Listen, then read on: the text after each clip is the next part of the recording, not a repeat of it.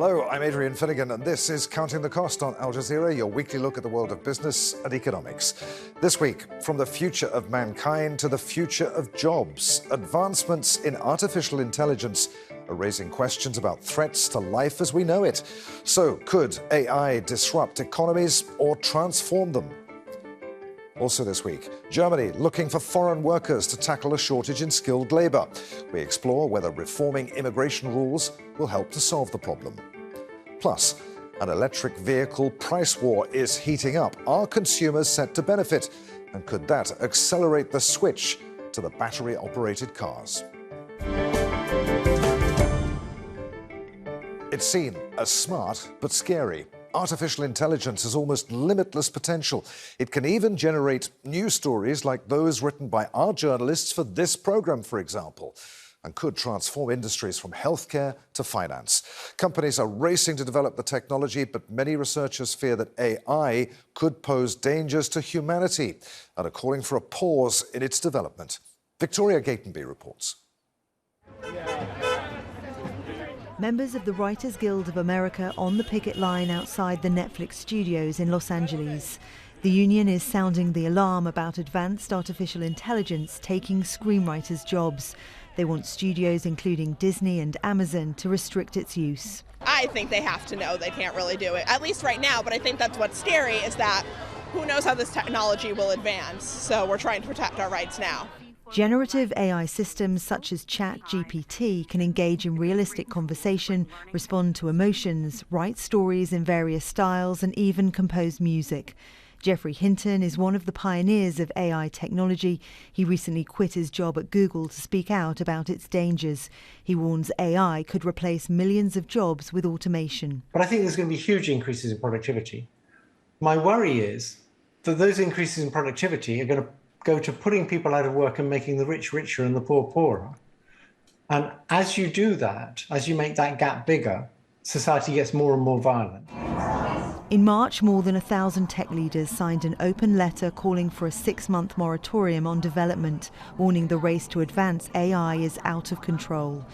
There are no independent safety protocols, and some analysts question whether tech firms can be relied on to make ethical decisions. They have a profit motive, and this motive doesn't necessarily align with some of the very tough decisions that may need to be made about AI. And that doesn't really square up with the needs of a company that is responsible to its shareholders. Supporters of AI technology say it'll make the world better and safer, and that it's a solution to labour shortages. But critics warn regulation is urgently needed to ensure its effects are positive and the risks manageable. Victoria Gatenby for Counting the Cost. Well, a new report by investment bank Goldman Sachs says that AI could replace at least 300 million full-time jobs, and that will vary across sectors. 46% of tasks in administrative work could, for instance, be automated. The figure is slightly lower for legal professions, and only 6% in construction and 4% of maintenance jobs will be affected. The bank predicts the technology could drive a 7%, that's almost $7 trillion worth of increase in global GDP, and it could lift productivity growth by 1.5 percentage points over a 10-year period. Joining us now is Johan de Gerajjan. Johan is a partner and chief technology officer for the UK and EMEA region, that's Europe, Middle East and Africa, at PricewaterhouseCoopers. Good to have you with us, Johan. So, first question, who's set to make money out of AI? That's a really good question. First of all, thank you for having me. This is really fast moving, so it's hard 100% to predict. But if I take that answer in two ways, one is technology, one is business. In the tech space, if I look at OpenAI, what they're doing and the services they're providing are incredibly impressive. But there are other players out there, Google, Meta, a number of other big tech players, a lot of open source platforms. So I think it's unlikely there's going to be one single platform that's going to drive economic growth globally. So I think we're going to have choice, which is a good thing. from a business perspective, I think there'll be winners and losers across industries. But what I think we're going to start to see is the creation of new organizations. If we look at e-commerce, when internet really started to get going, if you take the retail industry, for example, right now we buy things on a phone. We don't go to stores all the time. That's going to happen with the emergence of AI. We're going to start seeing new organizations start to ride the wave. So I think we're going to see lots of new organizations taking benefit of the technology revolution. But as we heard in Victoria's report a few moments ago, people are worried about losing their jobs. Okay, there will be new opportunities. AI will bring about new industries, new companies, but are they going to be doing more with fewer people? Do they need a workforce? So from a workforce perspective, it's interesting. I don't think we're going to be in a world where robots are running the world, right? But I do think in some sectors in particular, we know that the productivity improvements are going to lead to, the refinement of tasks, not necessarily roles. There'll be proper productivity improvements, but it'd be dishonest to say it's not going to have an impact on labour and the reduction of labour in some industries as well. However, what I would say is history's told us, with rapid technology advancements, what we've seen is that the GDP growth resulting from technology advancements is fueled by labour and by new jobs. Personally, I think a lot of those new jobs are going to be around areas where we need more human intellect, more human insight. So I think it's a very complicated workforce in the future picture around the automation of some activities, the reduction of labour in some areas, but then the creation of a whole new industry of workforce. And government, business, we're all monitoring this right now to seeing how it all plays out. All right, so which industries in particular will benefit? You mentioned retail. I mentioned in the introduction here that AI could have written this program, put it together. It would lack the human insight that you talked about, and that's necessary in journalism. Nonetheless, it could be done. What other industries would benefit? So if we look at it from an industry perspective, I think there will be winners and losers in every industry. And I'll start by saying that because if you look at the power of this technology, it's multitask oriented. It can be very pervasive for an organization. So the industries and organizations that I think are going to be able to lean in to this agenda a lot more are the ones where they have large amounts of processing, large amounts of data, large amounts of reporting and insight that need to be driven and from their systems and their data. However, what I would say is the criteria of the winners and losers is less about industry, and I think it's more about other criteria. One is around, how innovative and fast-paced is the organization? Are you an organization on the flip side that is scared of the risk? Because tech for good also has another side, which is tech for bad. So scared of the risk and not leaning in, I think that's a key criteria. I think the trust agenda is really important. There's a lot of worry out there at the moment about AI and potentially the bad it can do. How do you build trust with your ecosystem and your consumers and your citizens? So trust is important. Now, how do you put the plumbing and the process in place, taking advantage of the technology, but also managing the risk and the governance? I think those factors are going to determine which organizations win, irrespective of industries. That's how I'd look at it. And that's how I think organizations should look at this in terms of how they want to adopt the technology. All right, well, what about individual employees? What's this going to do to wages? That's a really good question, right? If I take a step back, you think about the correlation between wage increase and improved productivity. There's a direct correlation between a driver of improved productivity to wage, right, over the long term. And this technology, if it's deployed in the right way with trust outcomes, will help with improved productivity. So on the surface of it, it seems like it's a bit of a no-brainer and it will help with wage increases. However, it's a more complicated picture than that. I know a number of governments are thinking about and exploring, what is the impact on income distribution? We know historically the rapid advancement of technology has an impact on income distribution. So I expect to see governments start to think about policies in this space. I expect things to come out around training. How do we re-educate the workforce, re-educate our youth, people that are elderly in our society? So it's a bit more of a complicated picture, but ultimately improved productivity, if we can get this right, will drive more market improvement, and therefore that should have a flow-on effect to wages as well. All right, one last question. We've all heard the scaremongering, the doom-laden comments about AI being a threat to humanity. Where do you stand on that? At the very least, could AI disrupt economies? Could it be bad for the global economy? Yeah, I think the word disruption is not necessarily a bad thing, but bad for economies. We need to absolutely address that. I think if I think about the cost of AI to start with, I think there's a big cost of inactivity. So there are lots of risks out there, but I would encourage businesses to not be frozen to the risks, but actually to think about how they manage it. And there's a lot of risks. There's risks of error. There's risk of bias and discrimination in the AI. There's risk of data security, data privacy, actually emerging risk around IP. Who owns the IP of the content that's created? Loads out there. I think the risk agenda is really important. I think if we can't crack the trust outcome, I don't think we can get the value out of this. And then you can see that the technology won't be used for good.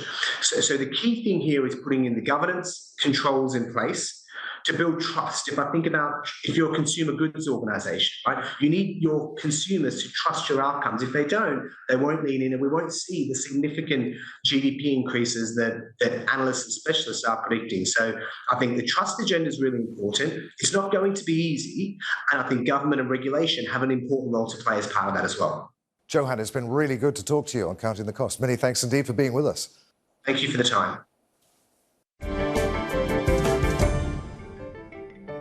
Germany has record employment rates, but the number of job vacancies was at an all-time high last year, close to 2 million. Around 630,000 of those lacked skilled workers to fill them. Whether it's IT specialists, nurses, or even hairdressers, companies across different sectors are struggling with labour shortages. And the situation's expected to get even worse. The government aims to fill the gap by encouraging foreign talent to take up a job in Germany. Well, the Cabinet has approved changes to its immigration laws to attract skilled workers, particularly those coming from outside the European Union. The reforms include a points-based system, which would make it easier for workers with the required skills to come to Germany. They're expected to be passed in both houses of Parliament in the coming weeks and could increase skilled labour migration from non-EU countries by nearly 60,000 people each year. Well, experts say that Germany needs at least 400,000 skilled immigrants to arrive each year to soften the impact of its ageing population on the economy. And they're needed to fill vacancies, particularly in the healthcare, IT and construction sectors. The Cabinet has also moved to address the rise in the number of unskilled people in Germany. It plans to give young people financial incentives to participate in a training programme, among other measures. Well, in recent weeks, labour shortages have almost replaced supply chain disruptions as the main drag on production for many European and German companies. As we can see here, they're limiting output in 42% of Germany's services firms and 34% of the country's industrial group. That figure drops to 30% for construction companies.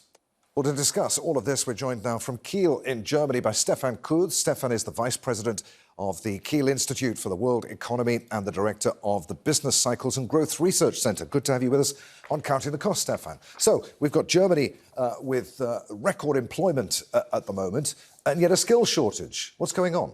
Well, we have a short-term problem, which is basically a post-pandemic issue due to sick leave numbers that are way above what we were used to in this country. But again, this is a temporary problem, so this will disappear by itself. What is much more of a problem for the growth perspective of the German economy is, well, quite simply, this population is aging, and therefore the demographic factor is weighing on our growth output. But hang on, Germany had a wave of immigrants coming to the country over the last few years. What's happened to them? Are they in the labour market? That's true. Actually, without those immigrants, we would have reached the period of a decreasing workforce even earlier. But most of that immigration is flight immigration, so this does not really match the qualification profile that we are lacking due to those people that are now retiring.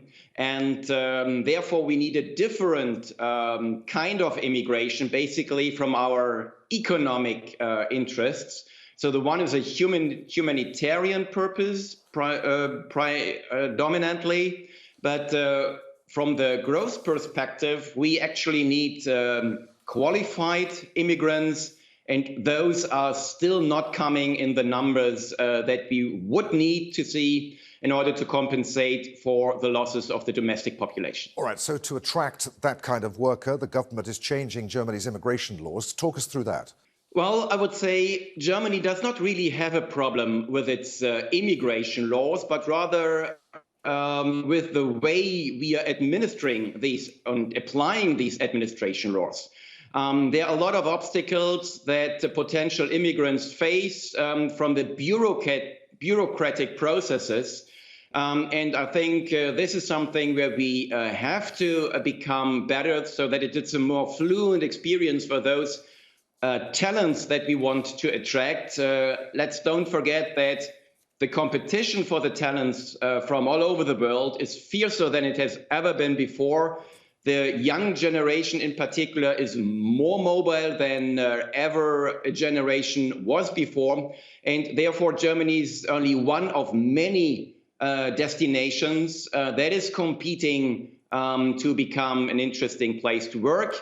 And here, not all the factors are on the German side. So how can the government make sure that Germany is not just an interesting place to work, but the place to work, the place that people want to go to?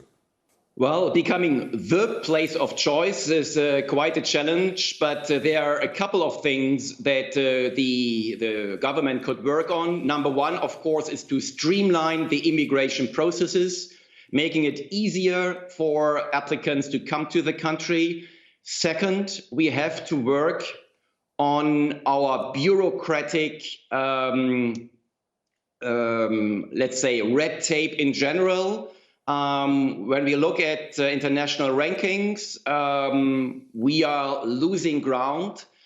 And number three, we have quite a high tax rate here in Germany, in particular for labor. And people do not come to the country in order to make the life of the government easier, but in order to have their own life, and they want to build their own kind of company here, or want to build a future for their family. And with high tax rates, this is rather something that makes the country less attractive. All right. What about the unskilled workers we talked about a little earlier, who are in country already? Are they a possible solution? What's the government doing about training, about bringing people up to the kind of skilled level that the country needs? Of course, there is some potential, but I wouldn't overestimate this. People who come to the country with a poor qualification are very hard. For them, it is very hard to get qualified to the levels we currently need. Typically, a good qualification starts at a very early age, already starting from the kindergarten, from the schooling system. And here again, there's a lot of room for improvement. But for people who come into the country, who are already adults, who are not well qualified, for them, there's very little to do from the qualification side. There it is rather a question of making the labor market more flexible so that they can find a job and make sure that their offspring, so the second generation of immigrants, then gets a good chance to be well integrated, well qualified, well trained for working in the country. Really good to talk to you on Counting the Costs, Stefan. Many thanks indeed for being with us. You're welcome. My pleasure. Electric vehicles are becoming increasingly popular as concern about the environment grows among people, despite being more expensive up front than fossil fuel-powered ones. But as competition between automakers grows, the cars could become more affordable and accessible sooner than expected. Tesla's decision to start cutting prices this year has sent shockwaves across the industry worldwide, triggering what manufacturers call a price war. Many car makers took several rounds of cost cuts in an attempt to stoke demand. Ford has just announced it's reducing the price of its electric SUV once again. While Tesla has recently increased prices in its most important EV markets, including China and the US, reversing a series of recent price cuts. Now, despite the rises, the price of Tesla's vehicle is still lower than they were at the start of the year. Well, joining me now from London is Gervais Williams. Gervais is head of equities at Premier Miton Group. Good to have you with us, Gervais. Why did Tesla cut prices in the first place and then put them back up again? Was it the right thing to do? Yes, I mean, what we're seeing is actually the volumes of electric vehicles are becoming more and more significant over the years, and that's leading to a maturity of the market. In the early stages of a market, you tend to find that actually the value of the new adopters tends to be quite highly priced for the new adopters. And then as you move into real volumes, the unit prices of the electric vehicles in this case come down to match the cost of production. And most particularly in the last 12 months, cost of production has come down. Electric cars are not just made of steel and all the normal things, they're actually heavily involved in fuel, energy prices. And energy prices, as you know, have peaked out considerably. So there's two factors. One, the market's maturing. Secondly, the cost of the production of vehicles has come down, and that reflected the reduction in prices by Tesla. More recently, we have seen now some pickup in demand, and so Tesla has fine-tuned its prices and by slightly increasing its prices just very recently. Okay, but is it, we mentioned two big companies, Tesla and Ford. Are all other manufacturers following suit? Are costs coming down for everybody, or is this sort of bringing down prices by the big manufacturers going to hurt the ones who are just getting a toehold into the electric vehicle market? Yes, I mean, there are very large numbers of quoted companies which are involved in manufacturing cars, and of course, quite a few unquoted companies are involved in this sector as well. So the bottom line is there's a large number of competitors, and yes, we do agree that there will be some competitors which can't keep up in terms of pricing. There'll be too competitive market for some of their volumes. But on the other hand, many of the other companies will continue to grow their volumes. Their unit prices will come down, and therefore they can ultimately, hopefully, provide a range of different competitors, not just Tesla, but many other competitors operating in the market, which will ultimately reflect in an equilibrium between demand and supply. And then, of course, that's when markets start to mature, and you can get really very mainstream markets established in that manner. But as prices come down due to manufacturing getting cheaper, will governments maintain the program of subsidies that many of them have at the moment to encourage the likes of you and I to get an electric vehicle? I think what we will see is actually the subsidies coming off. They've already, a number of governments have already reduced their subsidies. Some have entirely moved away from subsidies entirely. So I think that was always going to be an early stage adopter feature where the unit costs were relatively expensive. They wanted to get new producers into production. They wanted ultimately to get new demand created. And they were effectively priming the market through subsidies at that stage. It was never intended that government said subsidies would be here in the longer term. How long, though, before the price of EVs falls below that of traditional fossil-fueled cars, or even reaches parity? Yeah, we are seeing now there is an expectation in the market that there will be not just EVs for many of the sort of slightly higher prices of cars, some of the higher specification models, but we do expect ultimately, and quite soon, in fact, quite a lot of volumes to come through in the more mainstream part of the market and some of the lower cost models. And I think even Tesla are making plans in this basis, but I think most international companies are looking to occupy that part of the market as well. So I think that's part of the normal maturity of the market. But actually, it's interesting because actually electric cars are differentiated from many of the carbon-based energy supply traditional cars, where they actually use a lot of energy to actually manufacture these cars. So if energy prices are low, EVs are very competitive versus the mainstream established customers, established car companies. But on the other hand, if energy prices were to move up for whatever reason and remain at very elevated levels, then of course electric vehicles at that stage may be much less competitive, and many of the more traditional cars may actually be more price competitive at that time. And how long, Gervais, before we're all driving around in an electric vehicle?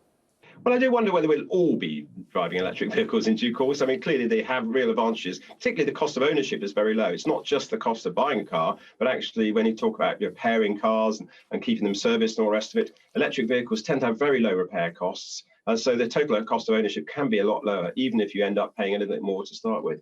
So I think the electric vehicles will very much take a dominant market share. But I think there will always be certain parts of the market where actually you've got real energy requirements, and they're going to have to have some other source of power. It may be hydrogen, it may be methane. We just don't know at this stage. But most particularly, we think that there will be a very, very well-established market for electric cars, and there will be a smaller market for some of the other alternatives, possibly even some conventional power-sourced vehicles elsewhere.